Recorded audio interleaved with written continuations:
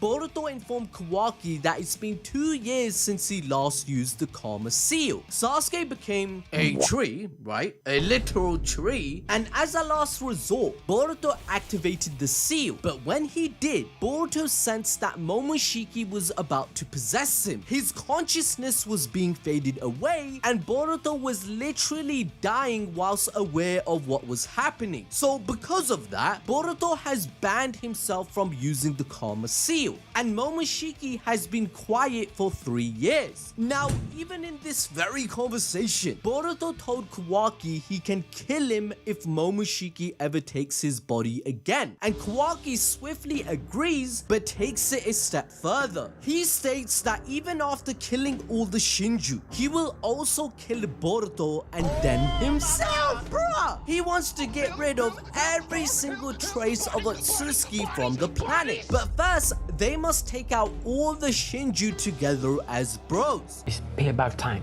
And to do that, Boruto sets a task out for Kawaki. He informs him of the mission Team 7 will receive to go to the village of Sand. The initial plan was for Kawaki to provide the backup to Sarada and the others, but taking off the limiters took longer than Boruto thought. He wanted to align his appearance with Kawaki to face Jura at full power together, and not make any other character suspicious of the lie that Kawaki had told everyone that Naruto is dead and he is his son. Remember that Kawaki asks Boruto why hasn't he told everyone the truth yet in chapter 15 about omnipotence, but our MC said he doesn't want to because the truth of the situation will only make things worse and complicated. It's better to solve everything on their own for now. But as we know, the plan didn't go perfectly. Boruto had to save Trashimaru from dying and face Jura on his own, and he knew from the start that there was no way for him to win, but he gathered as much intel on Jura's abilities he could. This led to Boruto getting heavily injured whilst holding his own, and now his Karma Seal is acting up, so he can't back up Kawaki in this next fight. Kawaki's character has been shaped by trauma, manipulation, and a warped sense of purpose. As a child raised by Jigen, he was nothing more than a vessel for Ishiki. Kawaki was treated like a tool his entire life, an empty shell with no identity. But everything changed when he met Naruto. For the first time in his life, someone didn't want to use him. Naruto gave Kawaki a home, a purpose, and more importantly, unconditional love. So to Kawaki, Naruto didn't just become a father figure, he became his entire reason for existing. Now, when writing a story and using a psychological term, this is what you call white knight syndrome, when someone idolizes their savior to an extreme degree. It's why Kawaki refers to Naruto, like, listen to this, he says Naruto breathed life into him in chapter 77. Think about it, Kawaki is literally saying he was a corpse and he was suicidal until Naruto gave him meaning. So now with threats like Code, Momoshiki, and the Shinju, Kawaki developed a goal to protect Naruto at all costs, even if that means becoming the villain. That's why he seals Naruto and Hinata away, because in his mind, this is the only way to guarantee their survival. He's not doing it out of revenge or evil means, he's doing it because he loves them more than he loves himself. So from Kawaki's perspective, the logic is bulletproof, because Boruto is compromised. He still has Momoshiki lurking in his soul, and we've already seen Kawaki catch him talking to him in real time. So in Kawaki's eyes, Boruto is like a ticking time bomb. He's convinced that the shinobi system is obsolete and stupid, that their rules and traditions can't keep up with god tier enemies. Honor shouldn't matter in a world ruled by raw power. Even Shikamaru with his 200 IQ can't do anything about it. That's why Kawaki wants to kill every last Otsutsuki in existence, and because he himself has become a part part of their clan, he knows that eventually he'll need to die too. So Kawaki's this fantastically written anti-hero of this story, a broken kid trying to fix a broken world with broken methods. That's why Kawaki acknowledges the feeling that Jura has for Naruto. So as they leave, Kawaki aura farms one last time and drops a F-bomb on Jura, with the brand ambassador of trash taking another L.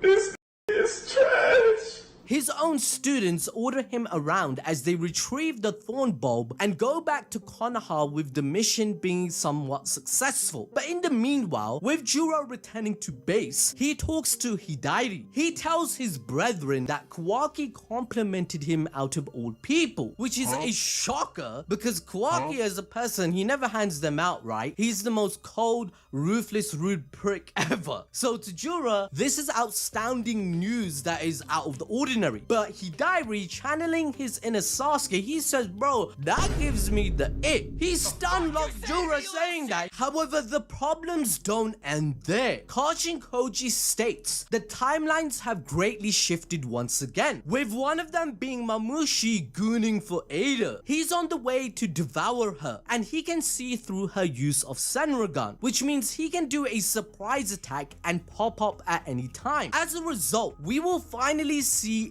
Demon Fight, the supposed strongest character in the entire series, in action, and how his powers of reflecting intent actually work. I mean, this kid beat Limitless Code in 2 seconds, and he still thinks he can beat Kawaki even in the time skip with ease. So let's just wait for next month to see what happens. Now, to enjoy more peak fiction, watch this video about Gachi Akuta on your screen right now. If you don't read this manga or even watch the anime, you are going to regret it. So please support us and watch the video.